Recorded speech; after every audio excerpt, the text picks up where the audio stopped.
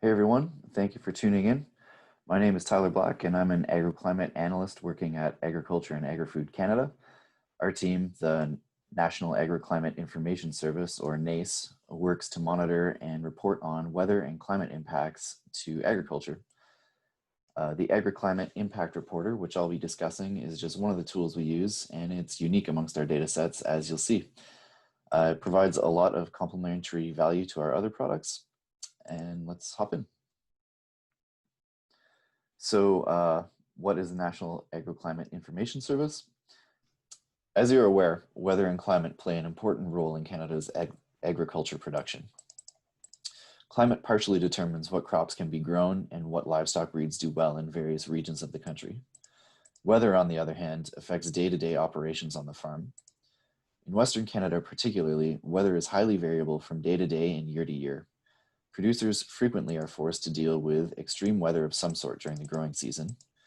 Drought, intense heat, high-intensity rain, flooding, saturated fields, hail, and extreme wind events are all common throughout Western Canada.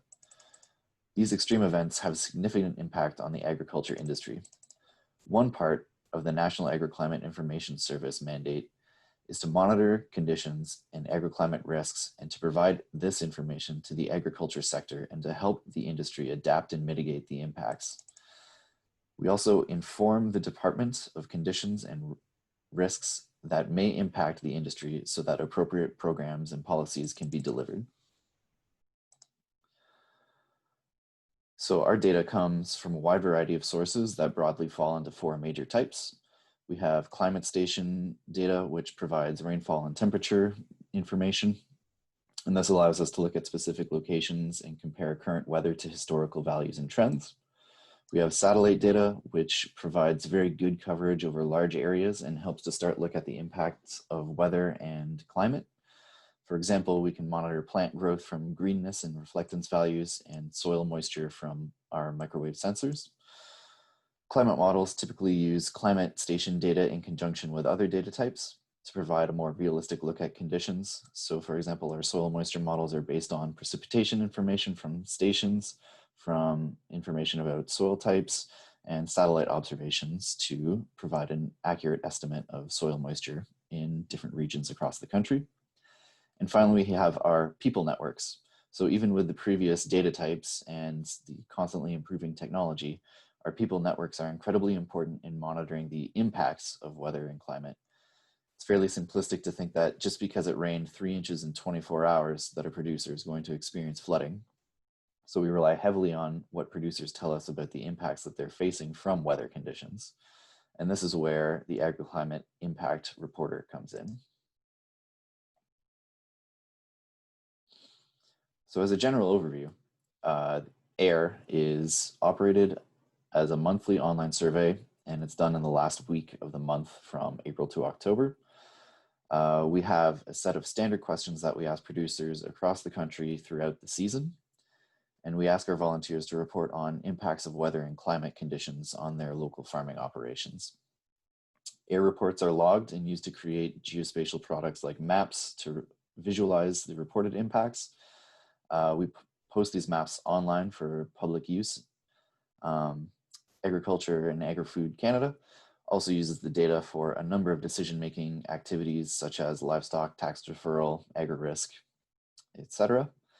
And the ultimate purpose of AIR is to bridge the gap between Earth observation and station data and the actual on-the-ground impacts that these conditions are having for agricultural producers.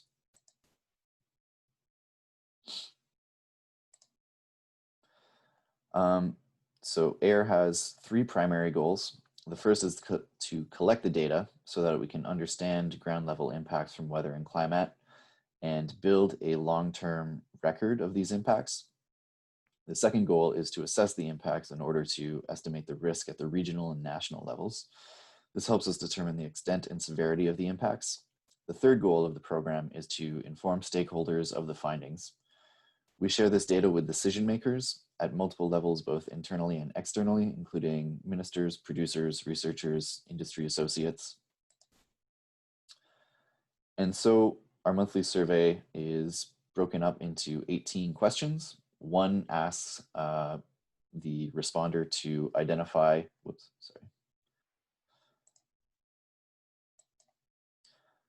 the AIR program is delivered in a monthly survey of 18 questions, one asking to identify producer groups, whether you're livestock farmer, horticulture, crop, or others, such as a student, volunteer, retired. And then there's some multiple choice questions that ask whether participants have experienced specific impacts, and if so, it asks you to rate them. These impacts include field access, pasture and rangeland conditions, crop and hay quality, soil erosion, and others. There's also a text box at the end of the survey to include any additional details. The text box feedback we get through AIR is generally really thoughtful, insightful, and helpful. And once we receive these survey responses, we create a series of maps and categorize each impact by severity.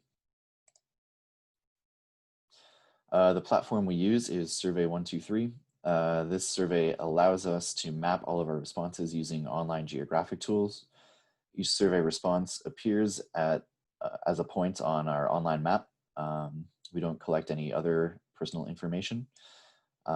At the end of each survey, we are also able to process this data through a geodatabase and produce 32 maps monthly that we post for the public.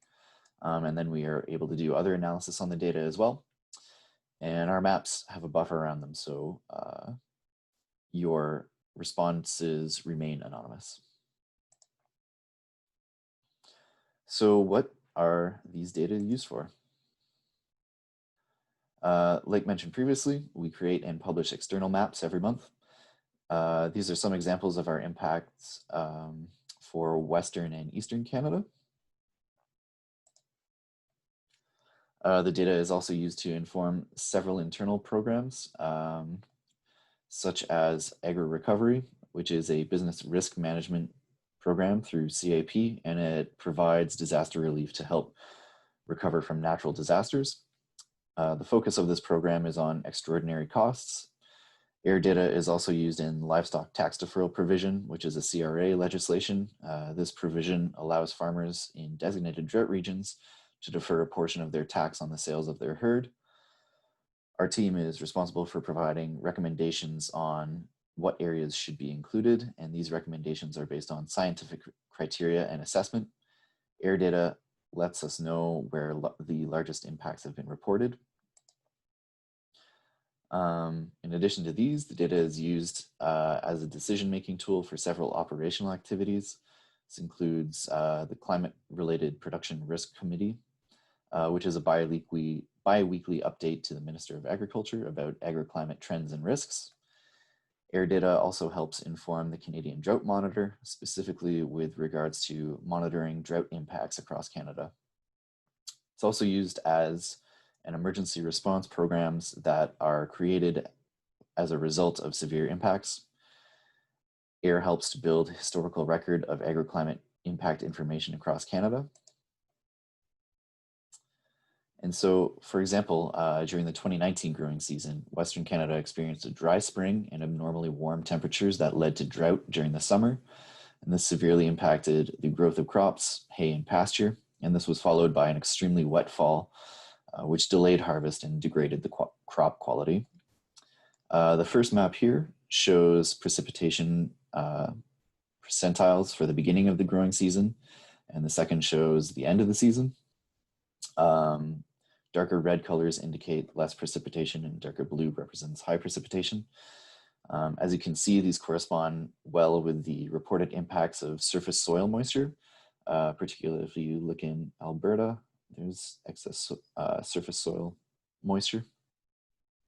And this excess moisture delayed harvesting, negatively impacting the crop quality. So you can see production is behind here, and it's having a negative impact on crop quality. So this is a truly unique initiative that is driven by citizen scientist volunteers. We rely on our reporters for their high quality reports, and we try to make the survey as quick and intuitive as possible because we know that our reporters are quite busy. And we're also always listening for feedback from our volunteers on ways to improve the quality of the program each year. So if you or someone you know is interested in participating in the program, you can sign up for our mailing list. I will send out reminders at the end of the month, as well as direct links to the survey. Or you can visit our Drought Watch web pages for more information on this, as well as other projects and programs. Thanks again for your time, and I look forward to hearing from you.